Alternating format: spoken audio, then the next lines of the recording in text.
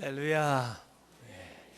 예수님께서 제자를 세우기 위해서 산에 가셔서 철야기도 하시고 그 많이 따르는 사람들 가운데 12사람을 제자로 세우신 이야기가 오늘 누가복음 6장에 나와 있습니다. 물론 우리에게는 유명한 제자들이 있고 또 생소한 이름도 있을 겁니다만은, 그러나 사실 하나님 나라에서 볼 때는 다 훌륭한 사람들이죠. 또 다만 성경에 기자가 필요에 따라서 기록을 하는데 그 가운데 빠졌을 뿐이지 그분들이 한 사역은 어떤 다른 사도들과 못지않게 훌륭한 일들을 했을 것입니다. 다양한 사람들을 부르셨는데 그 제자들 가운데 그래도 많은 그룹의 사람이 열심당에서 왔어요. 그래서 최소한 예수님의 12제자 가운데 4사람이 열심당원 출신이다, 이렇게 성서신학자들은 공통적으로 얘기를 하고 있습니다. 그 중에 첫 번째 사람은 야고보, 알페오의 아들 야고보라고 오늘 이렇게 기록되어 있죠. 왜냐하면 세베대의 아들도 있거든요. 세베대의 아들 야고보, 요한, 그 사람들은 베드로와 함께 예수님의 그 3사람 제자 가운데 들어가는 사람이 있었는데, 그 사람 말고 알페오의 아들 야고보, 작은 야고보라고도 부르는 그 사람, 이 사람이 열심당원 출신이고, 또 오늘 여기 보면은 유다가 나오는데, 이 유다도 가룟 유다하고는 다른 유다예요. 가룟 유다는 가롯 출신 유다지만 이 유다는 마가복음에 보면은 마가복음 3장 18절에는 다데오라고 나와 있고, 그러니까 다데오나 이 유다나 같은 사람이고, 또 누가복음 오늘 이야기한 6장 16절에는 야고보의 아들 유다, 이렇게 얘기를 했습니다. 그러니까 이 유다는 가룟 유다하고는 좀 다른 그런 유다가 또 있어요. 이 사람을 마태복음의 그 번역본 가운데 어떤 번역에는 레비어스라고 기록해 놓은, 여러 개의 이름을 가지고 있었던 사람입니다. 유다, 이 사람이 열심당 출신이었고, 그 다음에 또 열심당 출신 중에 한 사람이 시몬입니다. 시몬. 그런데 이 시몬도 또 똑같은 이름이 있어요. 시몬 베드로, 그 시몬이 아니고, 그래서 혼돈할까봐 오늘 누가복음 6장에는 제롯 시몬, 아예 열심당 시몬 이렇게 붙여놨습니다. 그 열심당 출신이 여러 명 있었지만 그 중에 더 열심이었나 봐요. 그래서 제롯 시몬 이렇게 해놨는데, 마태복음 또 마가복음에 보면은 가나안인 시몬, 가나안 출신 시몬 이렇게 얘기를 해놓은 이 사람도 열심당 출신이에요. 그런가 하면 가룟 유다도 열심당 출신으로서 예수님의 12제자 중에 자그마치 4사람이 열심당 출신입니다. 그러니까 우선 예수님이 어떤 사람을 쓰나 하고 가만히 보니까 열심 있는 사람을 쓰시더라고요. 열심을 내시기 바랍니다. 요새 21세기에도 성공하는 사람들을 공통적으로 보면 2가지가 있더라고요. 하나는 비전이 분명해야 되고, 또 하나는 열정이 있어야 돼요. 패션, 열정이 있어야 되죠. 비전만 있고 열정이 없으면 그걸 이루어낼 수 있는 에너지가 안 나와요. 또 비전은 없는데 열정만 있으면 그냥 방향을 모르고 돌아다니니까 그것도 별로 안 좋아요.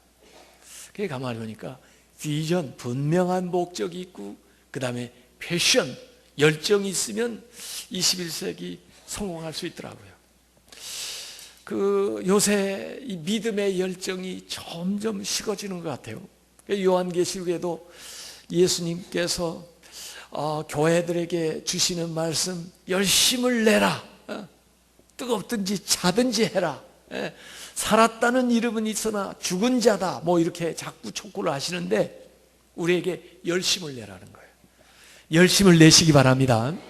교회 예배에 열심을 내시기 바랍니다. 전도하는데 열심을 내시길 바랍니다. 주님의 이름으로 섬기는데 열심을 내시길 바랍니다. 여러분이 스스로 한번 반성을 해보면 알아요. 내가 10년 전에 믿던 때하고 지금 예배를 더 열심히 참여하고 있는지, 더 열심히 봉사를 하고 있는지, 더 열심히 전도를 하고 있는지 이렇게 생각해 보면 아는데 점점 열심히 좀 식어져 가는 것 같아요. 예수님께서 어떤 사람을 쓰느냐? 열심 있는 사람을 쓰는 겁니다. 마음을 다하고 뜻을 다하고 정성을 다하고 목숨을 다해서 주님을 사랑하시기를, 주님의 일에 충성하시기를 주님의 이름으로 축원합니다. 그 당시에 유대인들 가운데 5개의 분파가 있었어요. 첫 번째 분파는 주로 바리새파가 있었죠. 바리새파는 종교적으로 아주 율법에 열심 있는 정통, 자신들이 유대인이라고 생각하고 자신들은 완전히 구별된 사람이라고 생각하는 사람들이 바리새인들이에요.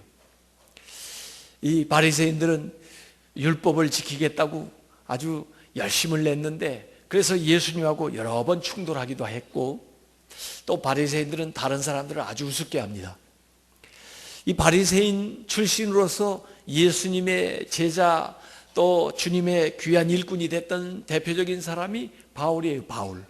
바울은 나는 바리새인 중에 바리새인이다 이렇게 얘기했던 사람인데, 하여간 바리새파 사람들이 있었고, 그런가 하면 사두개파 사람들이 있었습니다.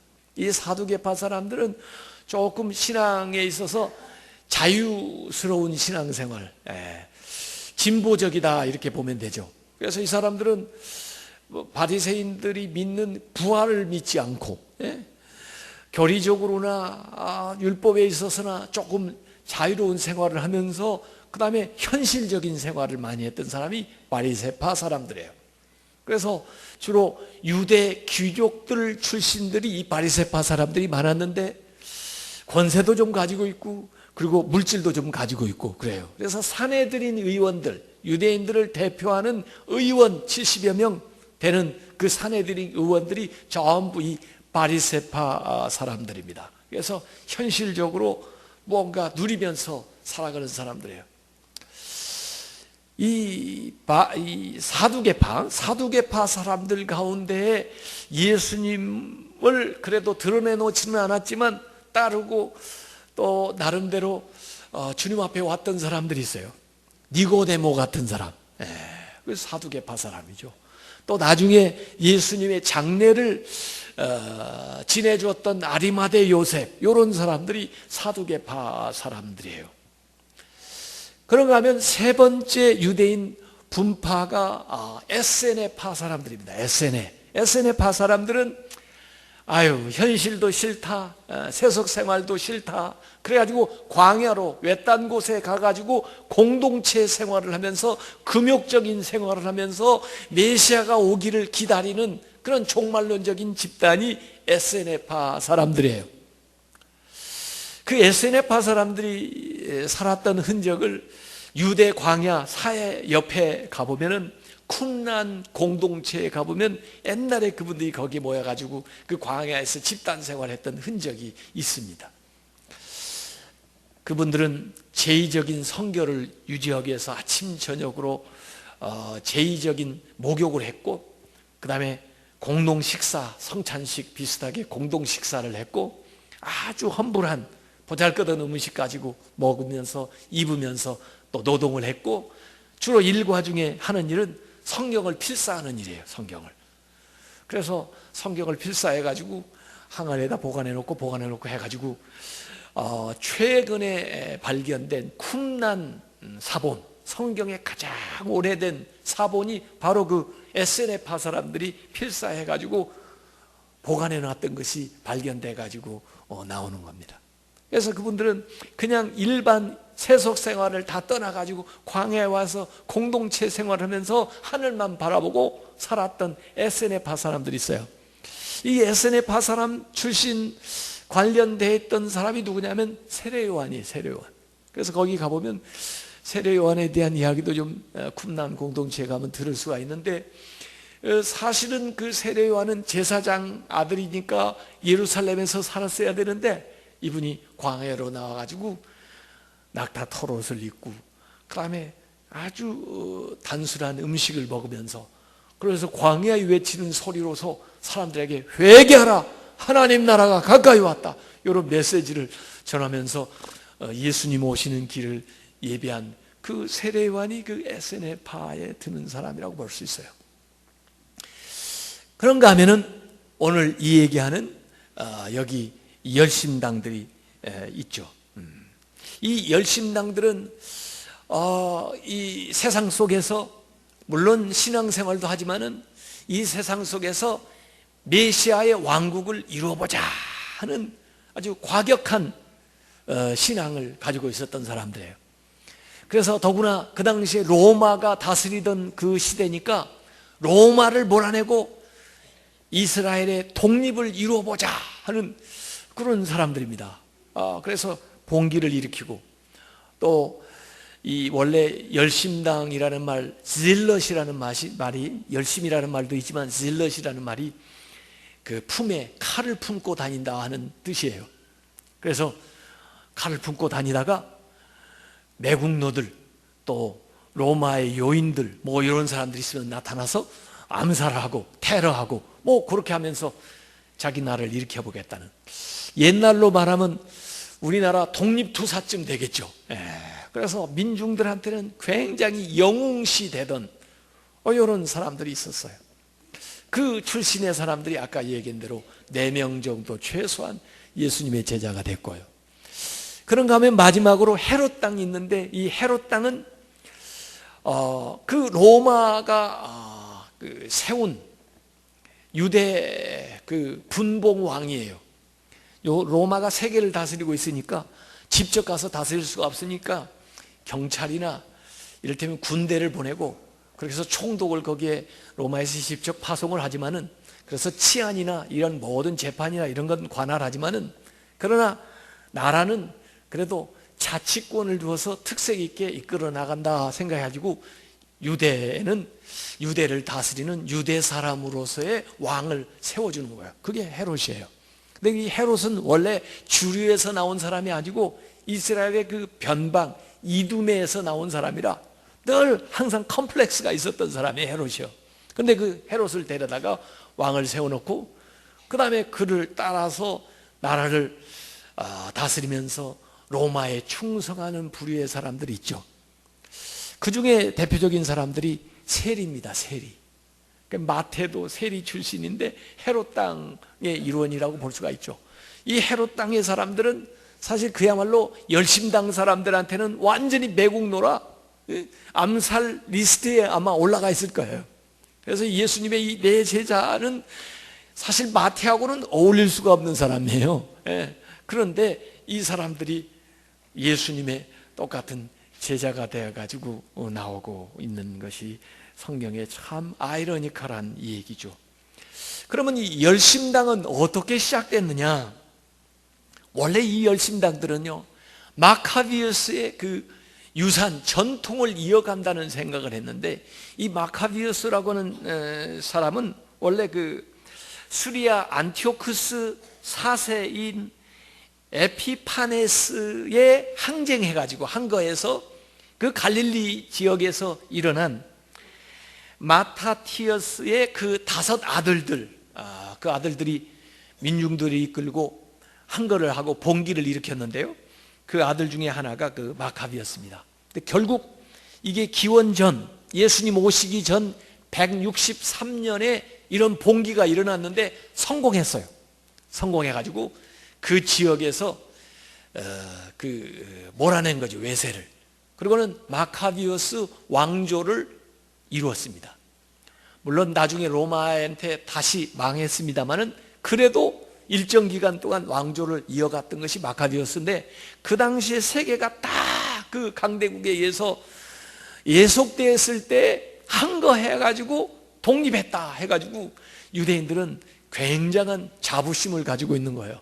그게 이제 열심당원들이 생각하는 겁니다. 그래서 로마 정부에 대해서 우리가 옛날 마카비우스의 전통을 이어가지고 일어나가지고 독립을 해가지고 우리나라를 한번 잘 키워보자 하는 사람들이 열심당들이에요. 사실 마카비우스 봉기를 일으켜가지고 해방을 했던 것을 기념하는 그 절기를 유대인들은 지금도 어디에 살든지 지키는데 그 절기가 하누카입니다. 하누카라는 거 좀 들어보셨어요? 성탄절 비슷한 때 있어가지고 저 사람들은 성탄절 대신 하누카를 지키나 뭐 이런 생각을 할 수 있는데, 이 하누카라는 것은 이 마카비우스 봉기가 일어나서 유대가 해방된 것을 기념하는 거예요. 유대 사람들은 기념하는 몇 개의 절기가 있어요. 유월절, 애굽에서 해방되어 나온 것을 기념하는 거. 그 다음에 불임절, 에스더가 죽을 위기에 있었던 이스라엘을 구한 거, 불임절. 그런가 하면 이 하누카는 여기 마카비우스가 성공한 건데, 이 마카비우스 시대는 신구약 중간 시대에 있었기 때문에 성경에는 기록이 안 돼 있지만 역사적으로 유대인들에게는 굉장히 중요한 그런 절기가 되는 거죠. 자, 이 열심당원들이 예수님을 볼 때 아마 예수님을 통해서 뭔가 나라를 다시 한번 일으켜 볼 수 있겠다 하는 생각이 있었던 것 같아요. 그래서 그 열심당 출신 가운데 4사람이 예수님의 제자가 됐던 거죠. 사실 예수님 시절에는 이 열심당 활동들이 다양하게 진행이 됐는데, 나중에 이 이스라엘 역사를 보면요, 이 갈릴리 요타파타 지역에서 폭동이 일어나고, 주로 거기에 그 열심당의 본산인데, 거기에서 운동이 일어나게 되니까 로마에서 그것을 진압하기 위해서 그 유대 땅에 있었던 군대만 가지고는 안 되고 아예 이 원정을 보냈어요, 로마에서. 그래가지고 그 로마 장군 실바가 10개 군단을 이끌고 쳐들어 내려옵니다. 그래가지고 이 요타파타라는 지역에서 AD 67년에 이 유대 열심당원들하고 그 다음에 로마하고 맞붙어 가지고 유대 사람들이 4만 명이나 죽었어요. 그리고는 그 군대가 이끌고 내려와 가지고 AD 70년에 예루살렘을 완전히 함락을 해서 예수님이 예언하신 대로 돌 위에 돌 하나 더 놓이지 않고 완전히 예루살렘 성을 초토화시키고 성전을 다 허물어버리고 그렇게 만들었습니다. 그런데도 이 열심당들이 항쟁을 계속하기 위해서 사해 옆에 있는 마사다, 그곳에 올라가 가지고 거기에서 마지막 항쟁을 하는 거죠. 그 마사다라고 하는 이 요새는 원래 헤롯이 그 사해 바다가 내려다 보이는 그 좋은 지역에 별장으로 만들어 놨던 거예요. 저도 이 마사다를 한 5번 올라가 봤는데, 옛날에 어떻게 거기에다가 목욕탕도 만들어 놨고요. 이 사막인데 광야에 위에다가 물을 끌어올려 가지고, 그 다음에 곡식 저장 창구가 있고요. 하여간 거기 요새입니다. 아래서 거기를 올라가려면 침입할 수 없는 아주 강력한 요새죠. 그 위에 이 열심당들이 마지막 거기 진을 쳤어요. 그 엘리자라고 하는 사람이 거기에 이제 진을 치고 그 960명의 유대인들이 마지막 로마에 대해서 항쟁을 하는 겁니다. 10개 군단을 이끌고 실바 장군이 7개월 동안 여기서 전투를 했는데도 빼앗지를 못해요. 계속해서 이 로마 군대가 아래서 돌에 맞고 불에 맞고 그래서 접근조차 제대로 못하는 겁니다. 그래 마지막 실바 장군이 생각했던 것은, 그래 예루살렘에 있는 유대인들을 잡아와 가지고 대응 토성을 쌓자. 그래서 유대인들을 끌어와 가지고 그 요새 옆에다가 대형 토성을 마치 그 계단식으로 사다리처럼 만들어 올리는 겁니다. 수개월이 걸려서 그 공사를 하는데, 유대인들 자기 동족들이 와서 거기 강제로 끌려와 가지고 일을 하고 있기 때문에 이 열심당원들이 그들 죽일 수가 없잖아요. 자기 동족인데. 그래서 안에서 기다리고 있었는데 결국은 그 토성이 다 쌓아져서 로마 병사들이 그걸 계단으로 삼아가지고 밤에 이제 그 마사들을 이제 들어오게 되는데, 그때 그 엘리사라고 하는 사람이 960명의 유대인들을 모아놓고 하는 연설이 기가 막힌 연설을 하는 겁니다. 우리는 끝까지 싸웠고 저 로마 사람들한테 죽을 수가 없다. 그러니 그들에게 끌려가서 노예가 되고 종이 되느니, 그들에게 죽느니 우리 스스로 자결을 하자. 그런데 자살하는 것이 유대 법으로 종교적으로 온당치가 못하니까 거기서 심지를 뽑아요. 그래가지고 가족을 자기가 죽이고, 그리고 마지막 심지 뽑았던 그 사람이 모든 사람을 다 죽이고, 그 다음에 마지막 자기 자결을 하고, 그래서 로마 사람들이 밤에 새벽에 탁 들여다쳐 보니까 모두 다 죽은 거예요. 보니까 무기도 그대로 있고 식량도 많이 저장이 돼 있고 아직도 물이 충분한데도 그들이 죽은 거예요. 그래서 세계 전쟁의 유명한 그런 이야기입니다. 그래서 이 마사다라는 영화가 나와 있어요. 언제 한번 기회 있으면은 그 영화를 보시면은 이 로마의 그 강력한 군대와 거기에 맞서는 열심당들의 그 대단한 투쟁을 거기에서 이제 보게 되는 거죠.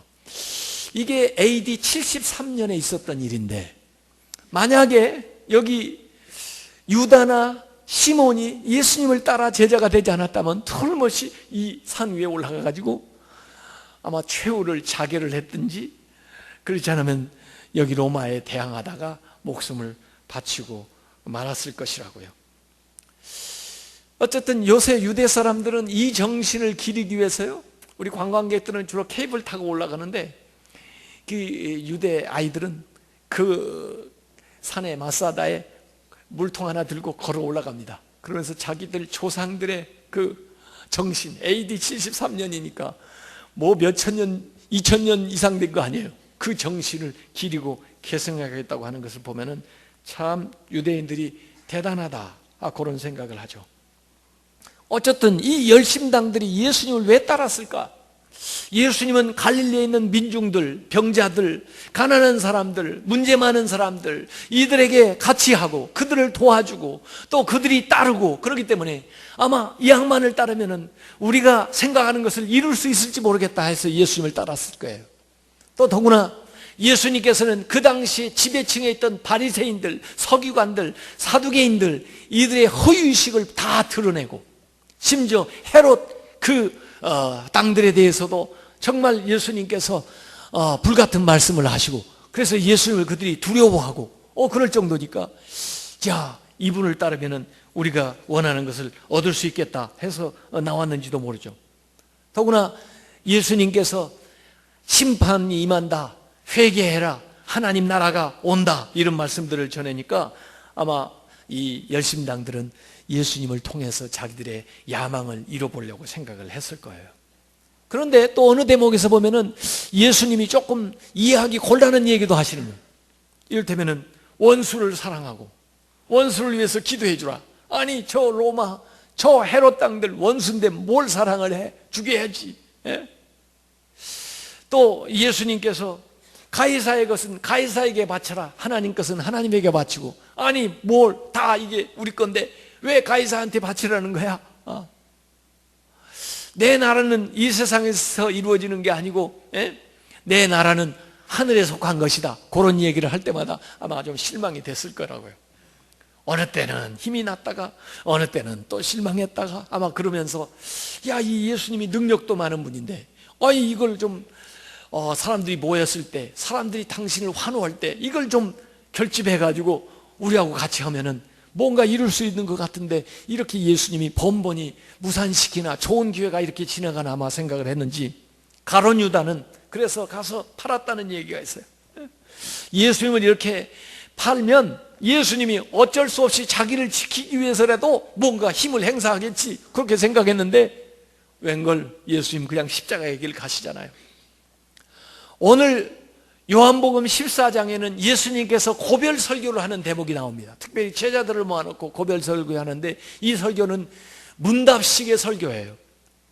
그래서 베드로도 예수님에게 질문을 하고 빌립도 예수님에게 질문을 하고 또 예수님이 답변하고 도마도 예수님에게 질문하고 답변하는데 오늘 22절에 보면 유다도 가룟 유다 말고요 그 다데오 유다도 예수님에게 질문하는 거예요. 주님 어찌해서 당신을 우리에게는 나타내시면서 이 세상에는 나타내지 않습니까? 하고 얘기하는 거예요. 아마 굉장히 답답했을 것 같아요. 우리는 예수님이 누군지 알겠는데 예수님의 능력도 알겠는데 왜 우리한테는 예수님을 보여주면서 이 세상에는 예수님을 보여주지 않습니까? 제발 좀 이제는 나서셔서 좀 앞장 좀 서주세요. 뭔가 나라를 위해서 좀 하셔야 될 거 아니에요. 지금 때가 아닙니까? 하고 예수님에게 윽박지르는 거죠. 그런데도 예수님이 뭐라고 하세요? 하나님의 사랑에 대해서 얘기하고 하나님의 뜻에 대한 순종의 길을 가신다고 하는 이야기를 하고 있는 거예요. 그래서 우리의 열심이 하나님의 나라를 위한 열심으로 바뀌어야 된다는 거, 나의 뜻이 아니라 하나님의 뜻이 이루어져야 된다는 거, 유대 나라의 회복에서 더 나아가서 하나님의 나라가 확장돼야 된다는 것을 예수님께서 여기 얘기를 하는 거죠. 결국 이 새 열심당원 제자들은 그래도 가룟 유대까지는 행동은 안 했지만 그래도 너무 답답했을 것 같아요. 나중에 예수님 십자가에 못 박히기 전에 잡히실 때 보면은 공관복음서에 마태복음, 마가복음, 누가복음에 그런 기사가 나옵니다. 그 예수님을 잡으러 올 때 예수와 함께 있던 자 중에 하나가 손을 펴 검을 빼어 대제사장의 종을 쳐서 그 귀를 떨어뜨렸다. 이 공관복음에는요 예수님의 제자 중 하나가 그렇게 기록되어 있습니다. 그래서 누구라고 이름이 나오질 않아요. 성서 신학자들은 바로 이 사람이 시몬이었을 것이다, 제로 시몬이었을 거다 이렇게 추정을 해요. 그런데 요한복음에서는 베드로로 나옵니다. 베드로, 시몬 베드로로. 그래서 대체로 우리 모두가 이거 시몬 베드로가 했을 거다 이렇게 생각을 하는데 사실 공관복음에 이름이 안 나와요. 더구나 누가복음 22장 38절에 보면 주여 보소서 여기 검 둘이 있나이다. 두 사람이 검을 가지고 있었던 걸로 나오고 또 체포될 때 49절에 좌우편에 있었던 예수님의 제자가 그 된 일을 보고 여짜오되 주여 우리가 검으로 치리까 하면서 나오는데 만약에 베드로가 한 사람이었다면 그 나머지 한 사람은 여기 열심당 시몬이었을 것이다 이렇게 이제 이 얘기를 하는 거죠. 근데 예수님께서 칼을 쓰는 자는 칼로 망한다 그러면서 십자가의 길을 가시잖아요. 비폭력의 길을 예수님께서 가시잖아요. 나중에 예수님이 부활하신 다음에 승천하시기 전에 사도행전 1장 6절에 보면 제자들을 모아놓고 마지막 이야기를 하시는데 그때 1장 6절에 제자가 묻습니다. 예수께 묻자고 가로되 주께서 이제 이스라엘 나라를 회복하실 때가 이때입니까? 지금 이제 이스라엘을 회복할 때입니까? 이것도 젤롯 시몬이 물어봤다는 것입니다. 얼마나 끈질기게 정말 자기들의 그 야망 또 자기들의 그 열심 또 민족에 대한 그 생각 이런 것을 예수님을 통해서 이뤄보려고 생각을 한 거죠. 그때 예수님이 뭐라고 답변하십니까? 1장 7, 8절에 때와 기한은 아버지께서 자기의 권한에 두셨으니 너희의 알 바 아니요 오직 성령이 너희에게 임하시면 너희가 권능을 받고 예루살렘과 온 유대와 사마리아와 땅끝까지 이르러 내 증인이 되리라. 예수님의 관심은 성령 받으라는 거예요. 성령 받고 이 예루살렘뿐만 아니라 유대뿐만 아니라 사마리아뿐만 아니라 땅끝까지 이르러서 내 증인이 되라는 거예요. 하나님 나라를 확장하는 데 너희들의 인생을 바쳐라 하는 이 얘기를 예수님께서 마지막 하시는 겁니다. 그래서 결국 예수님이 말씀하신 대로 이들이 모여가지고 한 곳에서 마음을 같이하여 전혀 기도에 힘썼다. 마음을 같이해서 전혀 기도에 힘쓸 때 그때 성령 받게 되는 이제 오순절 마가 다락방의 체험이 나오는데 여기 마음을 같이 했다. 마음을 같이 한다는 말이 사도행전에 여러 번 나오는데, 마음을 같이 한다는 게 뭐냐면 이게 바로 열심입니다. 열정이에요. 이게 헬라어로 호모스마돈이라고 돼 있는데, 호모스마돈이라고 하는 말은 마음을 같이 하여인데 이게 열심이에요. 열정이에요. 마음을 같이 해서.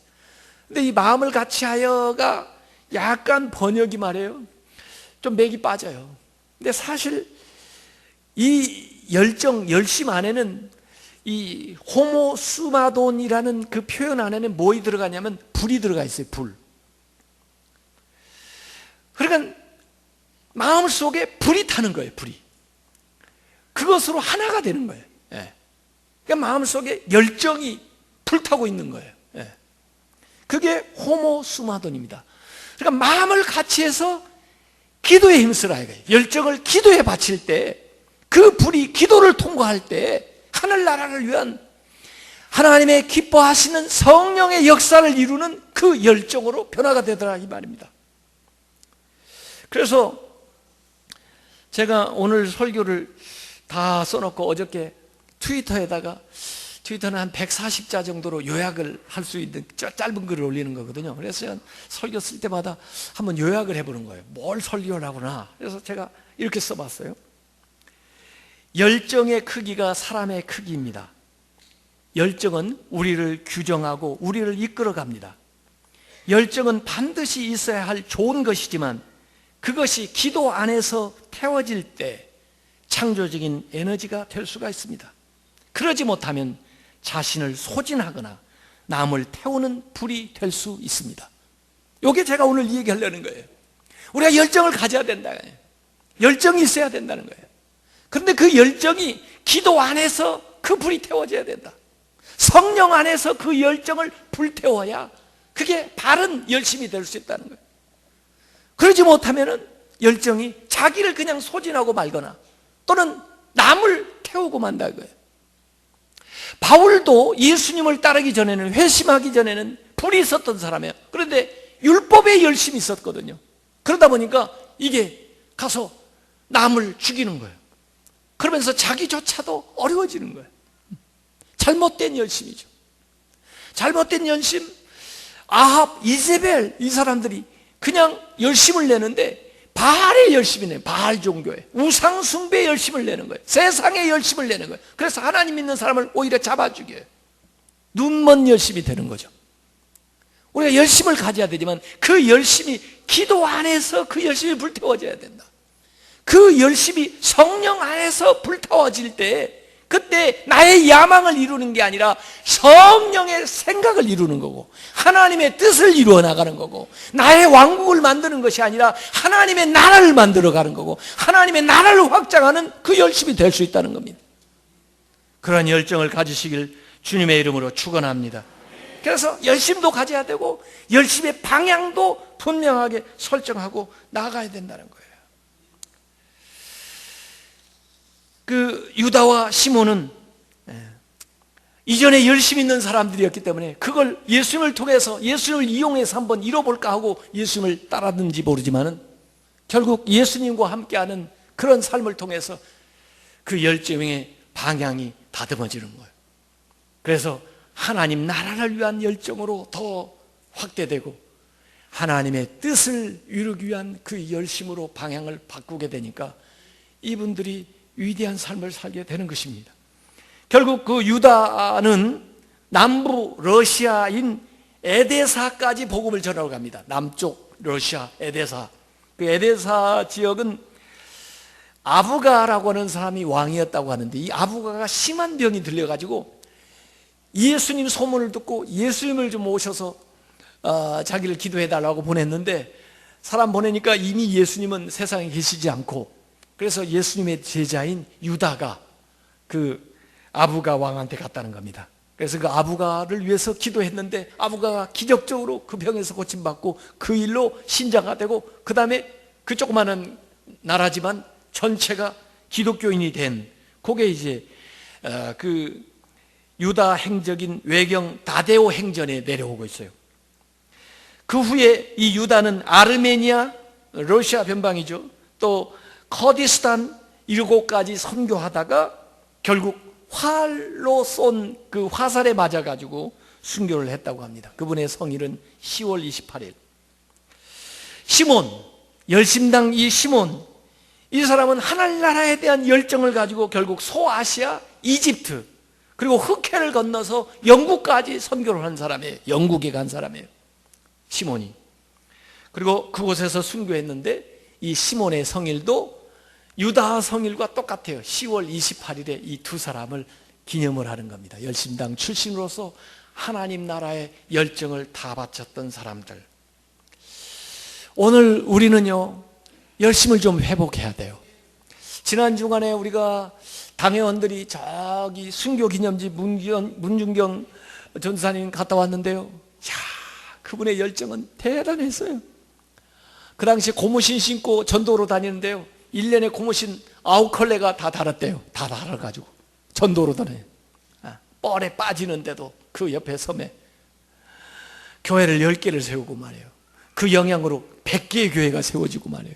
나중에는 이 복음을 전하기 위해서 목숨까지 바치는 그런 열정이 그 여인의 몸에서 나왔다고 말해요. 이런 열정을 받은 게 한국교회입니다. 오늘 우리의 교회가, 우리 한국교회가 주님을 향한 하나님 나라를 위한 열정을 회복하고 기도하면서 성령의 능력 안에서 그 열정을 이루어 나가는 복된 성도들이 다 되시길 주님의 이름으로 축원합니다.